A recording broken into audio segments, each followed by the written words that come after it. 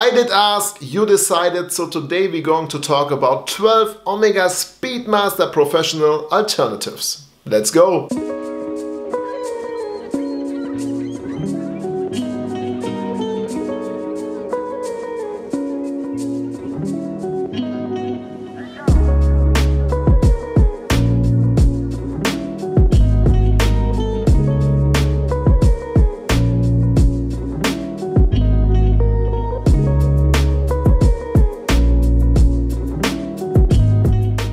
And for this one here, we search for an alternative. It's a Speedmaster Professional with 42mm of diameter. The loom is applied on the very legible dial. Subdials at 3, 6 and 9 o'clock. Just 50 meters of water resistance, but still, it's a classical racing chronograph, moonwatch and loved by everyone.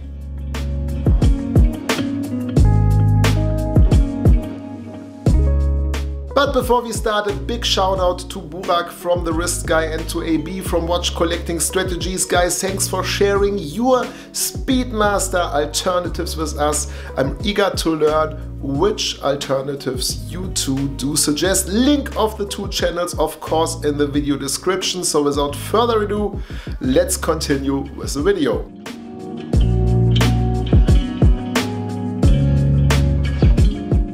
First watch I would like to consider is of course the Baltic Racing chronograph.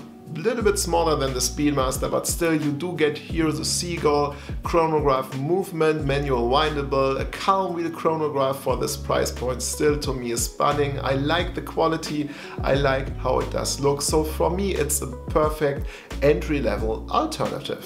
Alternative number 2 is a watch every watch aficionado should know. The Bulova Moonwatch, of course, with a 45mm diameter. It does sound very big, but does were a bit smaller thanks to the short lugs. And this watch definitely has a punch. It has its own moon history or aerospace history, so to say. It's a beautiful piece, well designed, and goes far back the time like the Speedmaster, and I think with around 500 euros it is a great alternative to the Speedmaster. Alternative number 3 has a diameter of 41mm, 200 meters of water resistant and sports a Hazellite crystal. Of course we do talk about the Sinn 103 ST, and this is definitely one of my favorite watches. It does has its own design, the history of Sinn is great, you do have the vintage charm. The watch of course isn't a direct racing chronograph, it's more a pilot watch. Still, I think due to its design, due to its specs, it's definitely a great alternative, especially considering the price point. As we do talk already about Sinn, let's talk about the Sinn 144, a beautiful racing chronograph. It does has its design clues from the 70s, red highlights, a beautiful piece, and very affordable as well as the 103. So my perfect alternative number 4, the Sinn 144. I would like to present to you my good friend, the wrist guy Burak. Burak, let us know which alternatives you've got for the Speedmaster. Let's go! Hey guys, what's up? Welcome to Constancies' new video. I'm the wrist guy. I usually don't do English videos. I have a German-speaking YouTube channel as well. But yeah, let's try it out. So as for Omega Speedmaster alternatives, in my opinion, it can get quite frustrating because the Speedmaster is such an iconic watch. So if you're looking for a chronograph, an iconic piece that also has some vintage roots to it, I would definitely recommend the brand Tudor. Tudor has two major chronographs. We have the Black Bay chronograph. Tudor offers a chronograph that's a little bit under the radar. A lot of people are looking to the Black Bay models, but they also have the Tudor Heritage Chrono. This one is inspired from the 1970s with the blue and orange color scheme. It's a very nice watch, it's executed superbly. It features an adder movement, a modified adder movement, but you can get it for a very good price, and I think when they discontinued it one day, it might go up in value a little bit. If you're looking for something less racing inspired but more space inspired like the Speedmaster, I could also recommend you to have a look at Fortis. Fortis does make real space watches, so they are used by astronauts in real life. They're even working on a Mars watch. Sounds funny, but yeah, the first watch worn on Mars should be a Fortis according to them.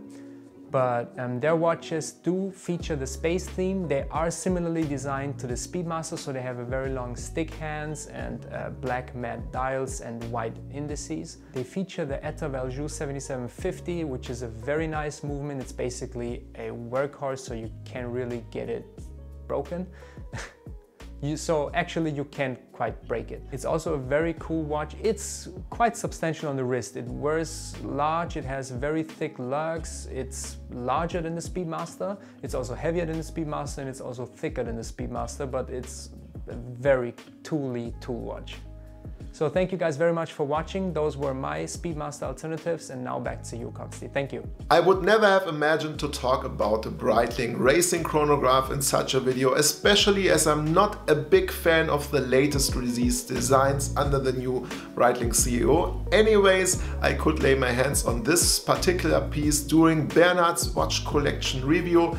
Bernhard is a good friend of mine, and he does own the Breitling Premier chronograph, sporting the B01 movement, 2 subdials and a date complication, and I think it's a perfect and very good looking racing chronograph. But now let's find out AB's Speedmaster alternative. AB, let's do it. Whew, it is freezing cold outside. What is going on, Mr. B fans? First of all, let me start off with an apology before I give you my alternatives to the Omega Speedmaster. Unfortunately, I am not in the place I usually record. In fact, I'm not even in the same country. The only place I could find decent lighting, unfortunately, it's right next to the street, so there's gonna be a lot of car noises, but I'm gonna have the microphone really close to me so that we don't have to hear too much of that. Let's just consider it ambience. Now, for me personally, my perfect alternative to the Speedmaster would have to be the JLC Master Control chronograph. One of my favorite chronographs at its price point. JLC is very underrated. They're one of the most underrated brands out there, in my opinion. They supplied movements to the top 3, Patek, Vacheron, and AP. They also supplied movements to a lot of other people that people don't know about, IWC for example, and so on. They're very underrated. They create impeccable movements. The specific Master Control chronograph has the 751 caliber, an automatic chronograph, has a 40 millimeters and 50 meters of water resistance, so you can kind of wear it every single day. It's just such a fantastic watch from a brand that people just haven't caught up to yet. It's just such an underrated brand, yet historically very important, and I think that is a perfect alternative to the Omega Speedmaster. Mr. B fans, thank you so much for having me. Of course, Mr. B, thank you so much for having me in this collaboration. And guys, I will see you in the next one. Actually, I probably won't, because this is Mr. B's channel. But guys, thank you for having me. My good friend Burak already mentioned the Black Bay chronograph, but decided to go for the Heritage Chrono. So let's shine the light a little bit longer on the Black Bay Chrono with its B01 movement. It's definitely an interesting alternative. We do have here the steel or the two-tone option. I would vote for the two-tone, but this is personal preference or personal taste. Anyways, I think it's a gorgeous watch. It comes on the bracelet, strap, leather strap or NATO strap, or from Tudor, and I think it does look stunning on all of the 3 options. It is pleasing from its diameter. Of course, the snowflake hands are not for everyone's taste, but hey, I think this watch does has character, comes in a very convenient diameter as well. The water resistance is perfectly fine with 200 meters, and we should expect this year, on this year's Baselworld, a few more color options for the Black Bay Chrono. The Octavia was reintroduced with a Hoya 01 movement. It is of course a vintage inspired racing chronograph. It was very famous during its time.